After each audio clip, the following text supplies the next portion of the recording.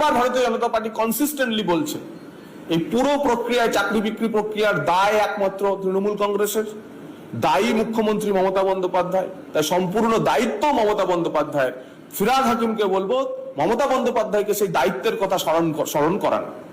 আজাদ মল্লিক শুধু এক না, লং টার্ম ভিসাতে পশ্চিমবঙ্গে এখনো প্রায় 90 জন পাকিস্তানি রয়েছে। তাদের মধ্যে এই পুরো প্রক্রিয়াতে আপনারা জানেন যে চন্দননগরের কাছে একজনকে, শুধুমাত্র এক বৃদ্ধাকে ধরা হয়েছিল। পশ্চিমবঙ্গ একমাত্র রাজ্য যেখানে লং টার্ম ভিসা নিয়ে এসে ভিসা ক্যান্সেল করে, ভিসা বাঙ্ক করে যারা এখানে মিলিয়ে গেছেন, এই 90 জন পাকিস্তানিকে খুঁজে বের করে পাকিস্তানে পাঠানো হয়নি। এই সরকার পাক প্রেমী, সেটা আমরা বলছি না, পাকিস্তানের টেলিভিশনে পাকিস্তানের অ্যানালিস্টরা বলছেন যে তাদের একজন মানে গুণগ্রাহী রয়েছেন ভারতবর্ষে, তার নাম মমতা বন্দ্যোপাধ্যায়। তো সেখানে আজাদ মল্লিকরা এখানে ফুলে ফলে বিকশিত হবে, সেটাই স্বাভাবিক।